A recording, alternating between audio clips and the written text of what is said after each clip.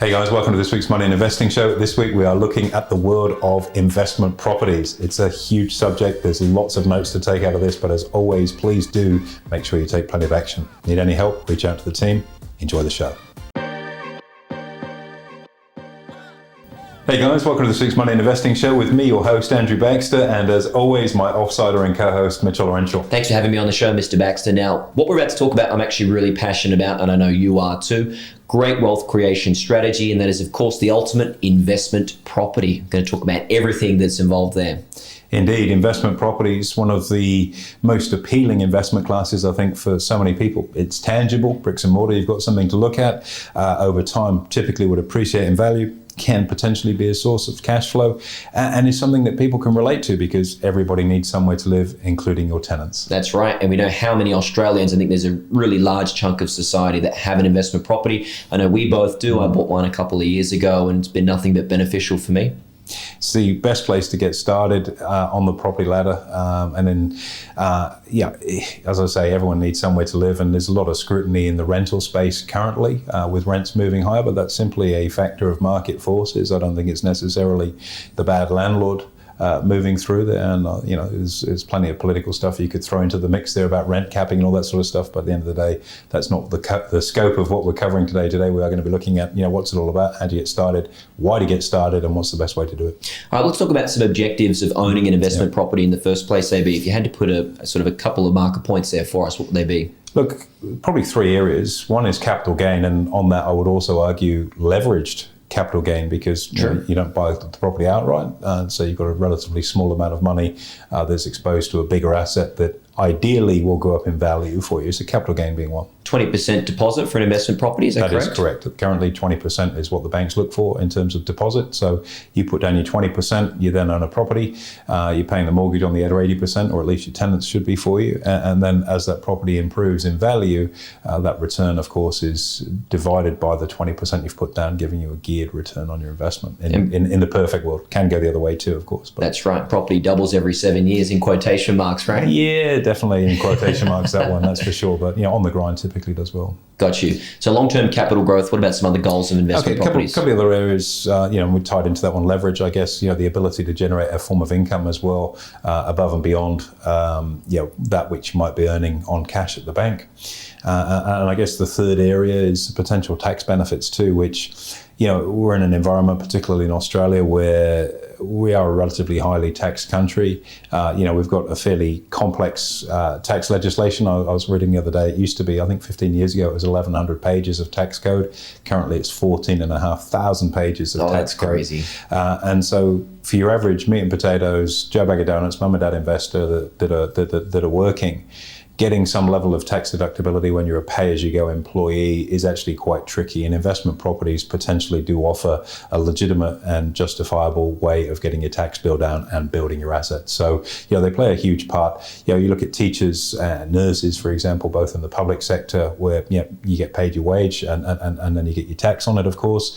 Great way for those guys to get their tax burden down and start building some wealth for the good work that they do for society. Absolutely. Speaking of which rolls into our next conversation to flesh that out a little more would be in respect to gearing. So negative gearing, positive gearing. Two terms we hear a lot about in the investment property space, AB. How does each one work? How do you get to each one? Well, it's interesting when people say, look, what are the types of investment property? I'd probably break them down literally into those two camps, either negatively or positively geared. So starting on the negative geared front, that's where the cost of owning the property or holding the property through the interest payable on the loan to buy it, on the 80% of the loan, and the running costs of the property are combined higher than what the rent is.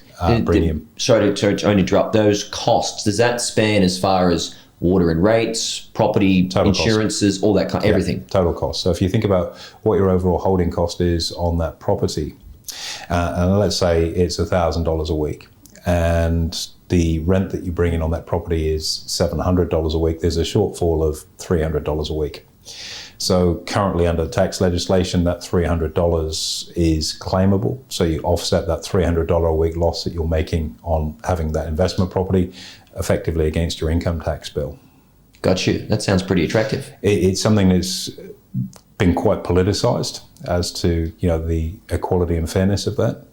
And is negative gearing responsible for driving rent up? And it's actually not the case. It's actually the opposite, because if rents are higher, then there's no negative gearing. You cover the cost of the property, of course, but let's not that statement of fact get in the way of a political discussion. But yeah, that shortfall then, as I say, you can offset against your income tax and effectively reduce your tax bill legitimately. And effectively, I guess the ATO are contributing toward you over a longer period of time owning an asset that goes up in value. So there are people that would look at that and go, it's not fair that the tax office is subsidising it. That's currently the tax legislation in Australia. Our job is not to, of course, write the rules, it's to play to them. Okay, so question for you, AB. Negative gearing, you're obviously losing money each week or each month. It's costing you.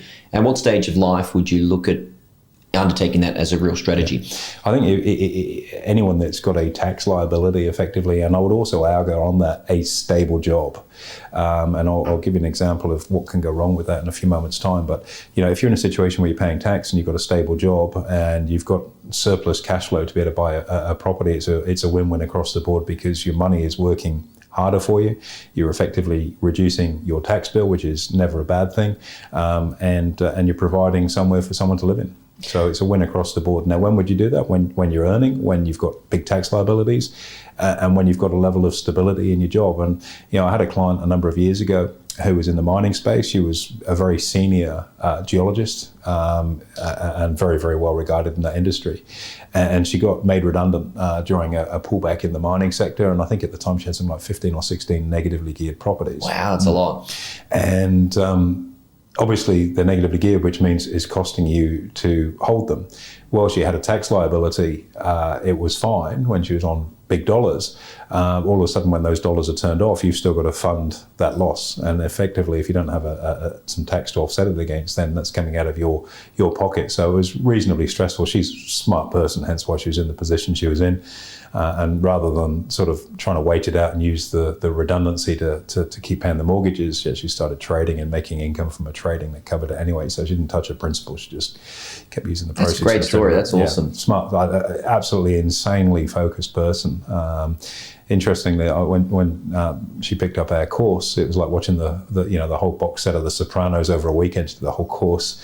Was at boot camp within a week and trading within 2. So talk about fast track. But she had some urgent need to do that. So that's one of the risks, I think, of negative gearing if the cash flow turns off. So I guess that then leads to the other side of the equation. Well, if that's negatively geared, what's a positively geared property? And matter of fact, I'm actually having lunch with a buddy of mine who's been at the forefront of positively geared property for probably 20 years. That's exciting. On Friday, and on Wednesday, sorry. And so positive income flow property is where obviously the income you pull from the property is more than the servicing cost of it.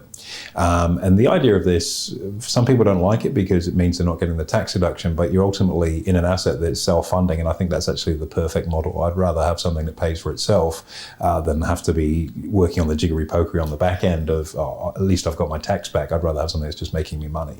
And that, I think, should be the goal for every property investor, is ultimately for it to be earning more than it's costing. Well, I think it provides a safety net at the end of the day, Mitch, because if you go through that scenario, as I discussed with my mining geologist client, if you've lost your job, you've got a real problem. Whereas if you've got something that's a positive return property that's making money for you week in, week out, the stress levels are far lower. Yeah, you're going to have to pay tax on the money you're making out of it as opposed to getting a tax credit.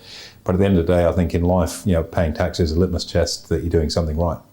And I suspect that the goal of having a property positively geared would be something that you would certainly need to be considering as you near that end of life retirement type phase. 100%. So during your working life where you've got tax to pay, having a negatively geared property can be attractive, but then as you move into that sort of latter stage of your career, you have to retire debt before you can retire yourself. It's a fundamental plank of financial planning insofar as, if you think about the income flow that you need in retirement, that's one thing to be able to live and have a quality of life and so on and so forth. But if you've then also got to add in servicing debt on a property as well, it becomes quite punitive. So one of the things that you get towards that back end of working life, you start to retire debt, get the equity put back into the property. You may well keep that property and just take some cash and put it back into to get the mortgage reduced so that it's positively geared rather than negatively. Then you can keep the property and enjoy the income at the time of your life when you probably need it. Plus, if you're in retirement, your tax rate's lower, so pulling that income is not a bad thing. And so you may see people that have got a reasonable property portfolio. Maybe they've got a dozen properties, and maybe a number of them are negatively geared. As you get toward that retirement time, you probably sell off a couple of properties to pay the debt down across the portfolio and switch them from being negatively geared to positively geared. And that's a really important step to take in retirement. Debt retirement before you retire. I love that. That's awesome.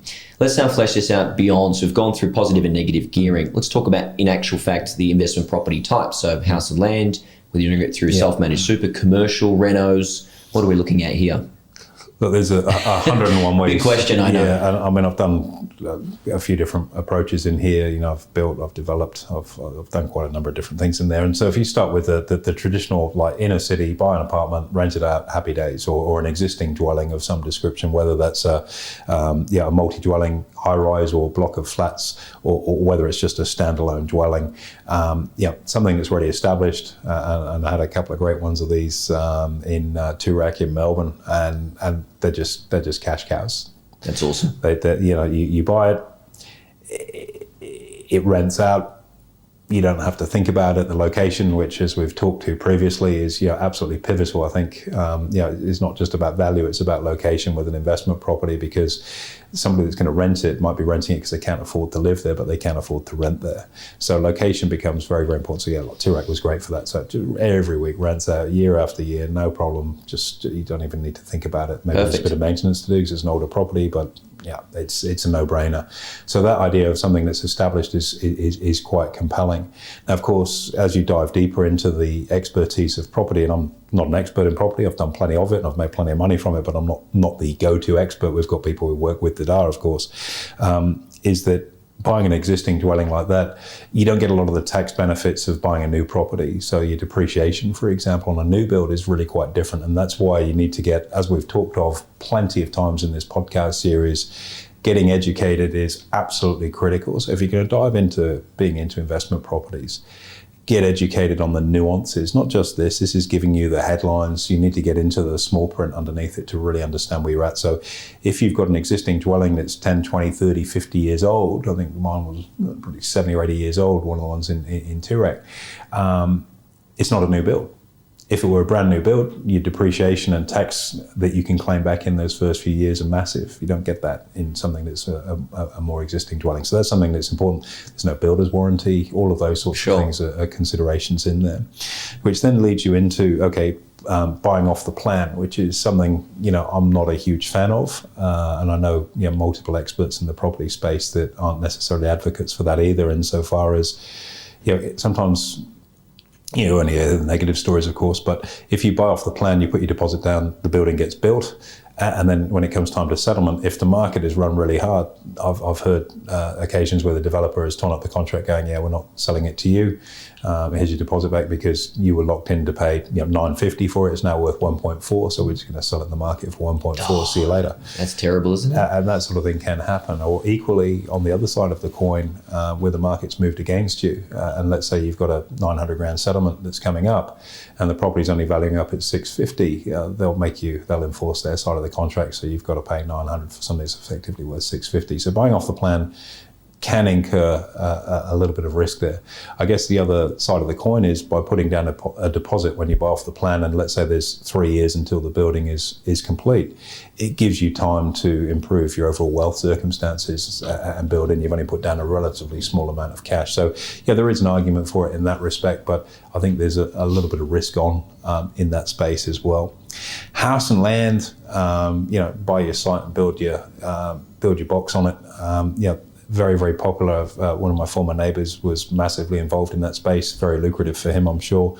And it makes typically quite an affordable entry into the market for people, because oftentimes where there's house and land, it's probably somewhere that's a little bit more far-flung than being in an inner city, blue chip type suburb. It's further out. It's going to have a lower price point to get in. We're just driving out to Toowoomba a few weeks ago for an event out there, and you go through places like Plainlands, for example, which No disrespect to Plainlands, home of Schultz's, great little meat bar there, but is in the middle of nowhere, effectively in the Lockyer Valley, and there are house and land packages there at extraordinarily cheap prices. So if you're looking to just get your marker in the marketplace, you could buy a house and land, maybe $350 for the dirt, and another $300 for the build, and you've got a 4-bedroom house for $600,000, which is unheard of. But as I mentioned previously, location is so important. So that's the trade-off. But house and land is also quite popular with people in super. You see a lot of self-managed supers getting set up to go into that sort of space too. You've got to be careful, because if the purpose of what you've bought has changed materially with super, it can be a problem from a legislative point of view. And again, that means you've got to go back to experts in this field before you find yourself boxed in. You can't buy something that's a type of property in super and then look to materially change it, for example. It doesn't sit within the regulations, and that's something you've got to be quite minded of. Commercial property? What about commercial property? Yeah, commercial is always an interesting one. I mean, the yield typically is a little higher, but you also run the risk that you've got probably a higher vacancy rate, because you're arguably more in tune with what's going on within the economic cycle. So I would suggest that, and again, without really giving advice, when you're starting a property, start in residential. And then over time, to diversify your portfolio, then start to consider commercial. And the reason for that is that, as I say, commercial property, you're much more in tune with the economic cycle.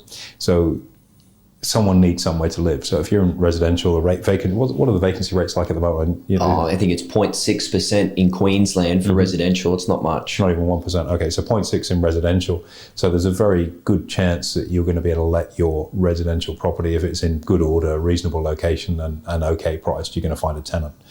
Commercially, if you've got a warehouse and you're in the middle of a recession, it's much, much harder to find a tenant. That's why the yield or the rent typically is higher for periods of time to compensate for those vacancy rates that you can sometimes see. And if you go through a protracted period where there's a deeper slowdown in the economy, you can see literally rows of shops empty. I know, for example, where offices formerly were located on the Gold Coast, there was a spell there where probably a third of the tenancies, the commercial tenancies, were all empty because there was a glut of supply in that area. So you've got to be very, very minded of those things. That's why commercial is much further down the track.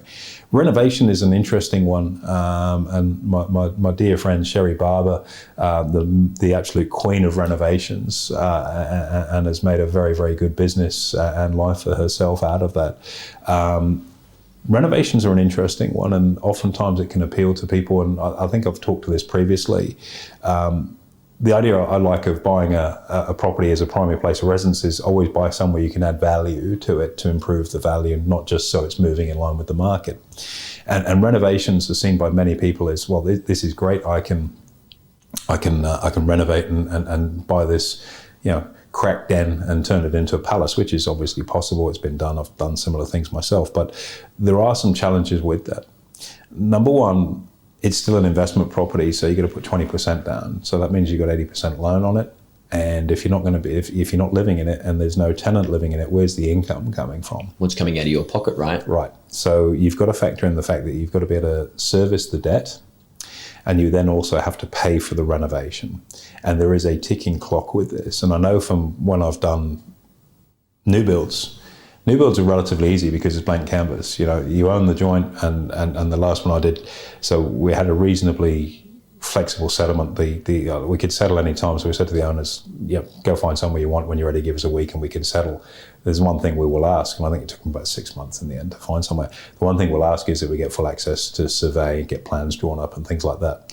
So if you get all that sort of work done before you kick out the people that might be living in there and you start renovating, you've already got your plans, approvals, everything all in play, so you're ready to hit the ground running on day one. And that may sound a little pushy, but you'd be surprised how expensive it is to hold something that's vacant. And I've seen this when we've done office moves, for example, where we've needed to do a fit out. We've really gone around the clock to get that fit out done exceptionally quickly, to make sure that we're in and the office is being used, versus having something sitting empty for weeks and weeks while it's architects are coming in to measure things and the color palette's not right. You just got to get on with it. Because there's a huge financial burden to holding something. So you bought somewhere, there's no tenant in there, you're getting on with the renovation. Now, renovating right now, new builds are relatively easy because it's a blank canvas. When you're actually putting new to old, it can be very, very challenging. And I remember I did one in London. It was a Victorian warehouse conversion, and everything in there was imperial, and they were putting metric plumbing, for example. It's a really basic thing.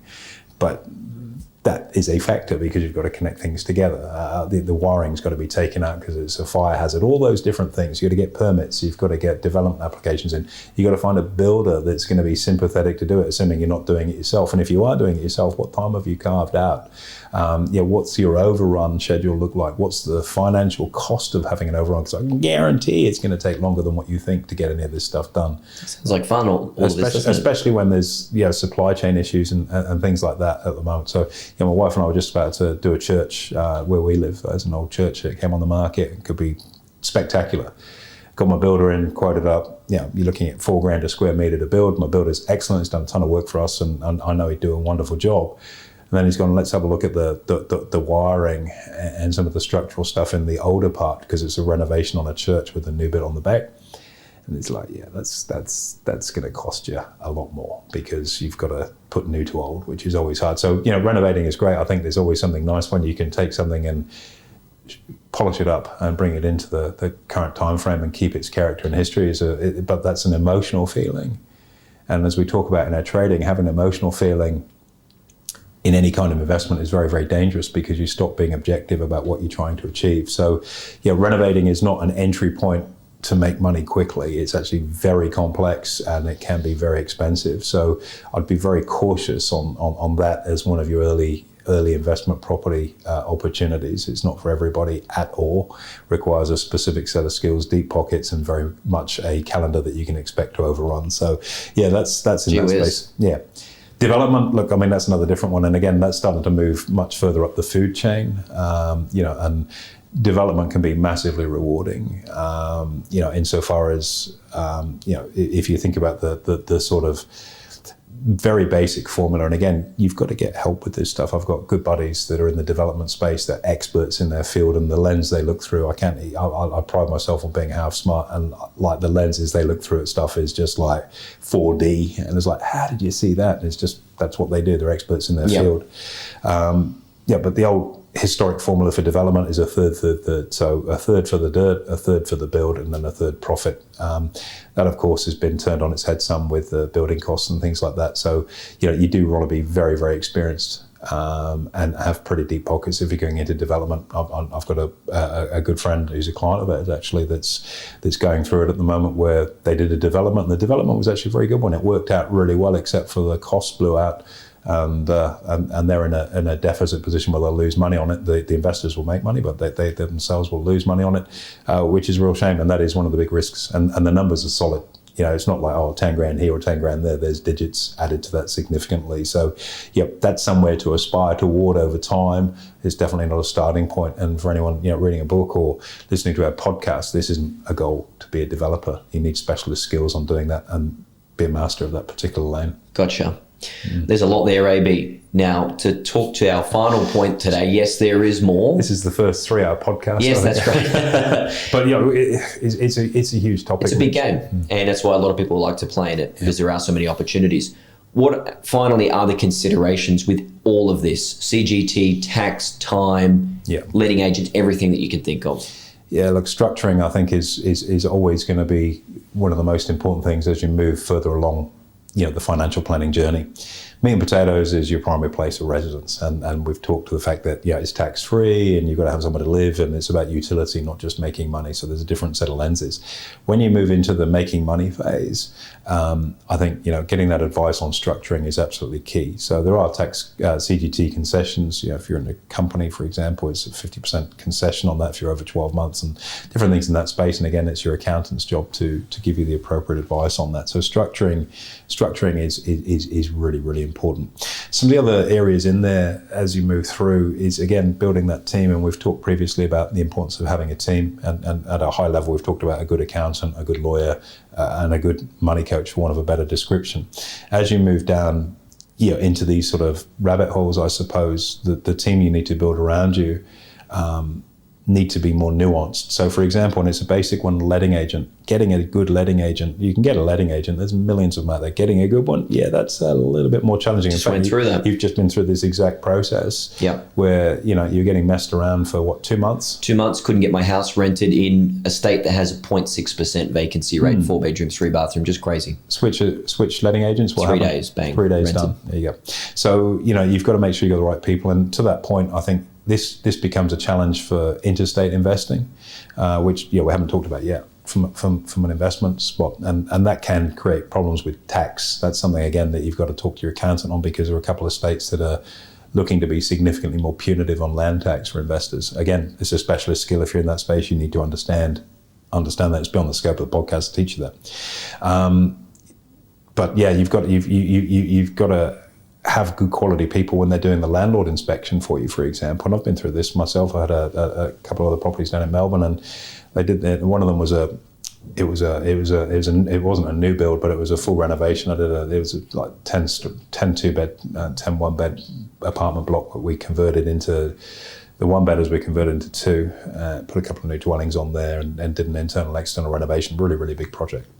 And the tenant had come in, and the landlord's got inspection had been done by the letting agent, and the tenant had not burnt a hole in the bench, but burnt the brand new workbench pretty badly in the kitchen, set fire to the curtains in the kitchen because they put the toaster under it. And I'm looking at this because I went down and did an inspection. What's his? Oh, that's fair wear and tear. That's not fair wear and tear. Definitely not. And so, letting agents are just, and this is going to sound maybe a little aggro, but my experience of them hasn't been brilliant over the years. They're just they're just punching the ticket on the way through and taking a clip on the way through. And if they can keep you happy as a landlord, great. They just don't want to rock the boat. They've got to do work to find a new tenant if they rock the boat. So just better leaving everything as a status quo. And they tend to not be pushing as hard for you, given the fact that you're the person that pays the bills, which is a little unconscionable. So I'd always make sure, where at all possible, you do property visits with the letting agent. That's difficult to do when your properties are interstate or a little bit more diverse as to where they are, but I think it's a really important thing, because ultimately it's your money, your asset there, and you need to be well on top of it. A huge one is getting a depreciation report done, and so many people that perhaps haven't taken the time to really upskill and learn about the world of investment properties would be blissfully unaware of what a depreciation schedule is. And it literally is, and there are companies that specialize in this, and your accountant will better put you on. We've got 2 or 3 that we could refer to as well. And they'll go through literally everything on a line by line, saying you can claim this, you can claim this, you can claim this, you can claim this, you can claim this. And you're entitled to do that. And again, a lot of people will be rolling their eyes going, oh, the rich get richer and they're just playing the game. Our job is just to fall into line with the rules that are laid out there, and getting a depreciation report can be absolutely massive, especially if it's a new build, as we talked of earlier, because your ability to depreciate stuff in a new build is ferocious. And you are allowed to do this. If it were wrong, then you're not going to do it. But if you can, then you should. It's as simple as that. And that's the reality. If you can, you should. So getting that depreciation report done is crucial, and getting it done regularly. Don't get one done every blue moon. Get it done every year for what it costs, and it's also a deductible expense anyway. Yes, it is. Yeah. It's worth its weight in gold. Likewise, with your insurance, making sure basic things like landlord insurance are in play. Most letting agents push that quite hard because they get a clip on it. But it is a really, really important thing to get taken care of. So that means if the place gets trashed, you can also get insurance for if it's vacant for a period of time too. Obviously, it's like income protection. It's like the worst case scenario kind of stuff. So there's a myriad of different types of insurance that you can put in there. So it's not just the building, but also your landlord rights in there as well. If you've got to take litigation against a tenant, that sort of stuff. Again, these are really important things. Real basic one: fire alarms.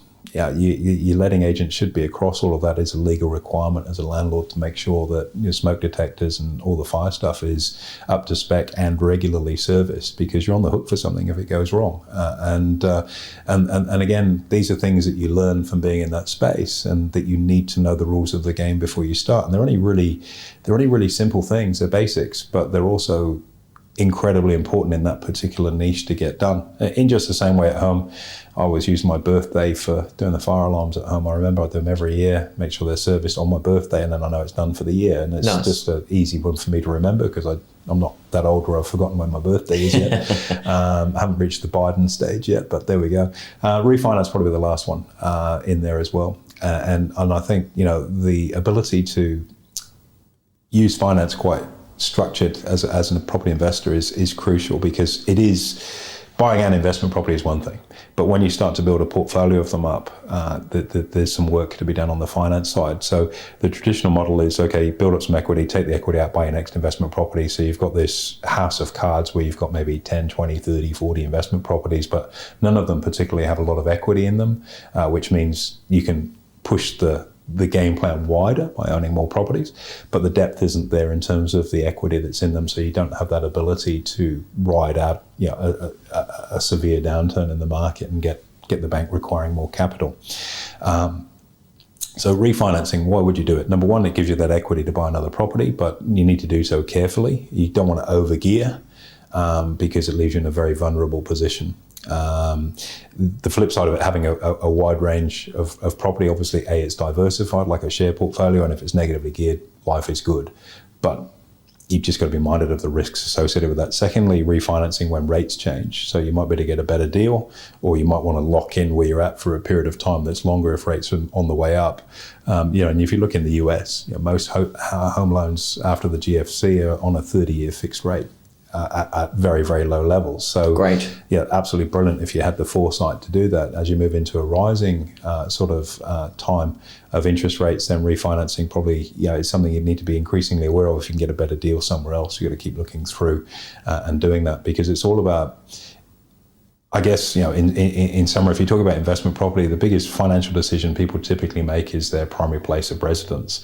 And if you then get a taste for property and move into investment properties, the reason these microscopically thin layers of Kevlar, if you want to think of it in that way, are so important is that, a little bit of insurance here, a better finance rate here, slightly better depreciation here. Doesn't sound like it's a lot when it's only sort of 0.1, 0.2, but if it's on 10, 20, 30, $50 million worth of property, which people can have, that tiny slither of adjustment is worth hundreds and hundreds of thousands of dollars to the bottom line. And if you're not at that stage yet and you've just got your first or second investment property, if you've got two investment properties, you're going to have over $1 million worth of property. So 0.2 here or 0.2 there on over $1 million back starts to blow out. So the devil is in the detail. And I can't stress how important it is to get expert, qualified advice on the absolute nuances of playing in that space. And if you do that, you're going to have a very successful career as an investment property owner. And if you try and shortcut it, or I've got this, or I read something online, it can blow up spectacularly. So get really, really good advice on it, right the way from understanding the type of strategy, whether it's positively or negatively geared, the type of underlying asset, whether it's regional, rural, commercial, is it a renovate, is it going to be a multi-dwelling, and all the different house and land, every different nuance that's in there, and then the tax and structuring advice on the actual operations of that to make sure you get the most out of it. Surround yourself by good people, you get a good outcome, but you've got to be prepared to weed the garden. And if you're getting poor advice or someone that's getting a bit lazy, as we've talked about with relationship fatigue in the past, especially when it comes to letting agents, as you've done yourself, get them out, done. It's your property, it's your asset, it's by the book, run it tight, and you can set yourself up for an incredibly lucrative future. And do you know something, from a moral compass perspective, given how horrific landlords are portrayed in the media, you're also providing people somewhere to live when they can't afford to buy somewhere themselves. So you can go to bed at night going, I'm actually doing some good out there. That's right. AB, thank you very much. Big episode, plenty of info in there. Really enjoyed it. Thanks very much. Absolute pleasure. Anytime, Mitch. There you have it, guys. Make sure you like, comment, subscribe. Most importantly, hit the notification button, and we'll look forward to hosting you next week.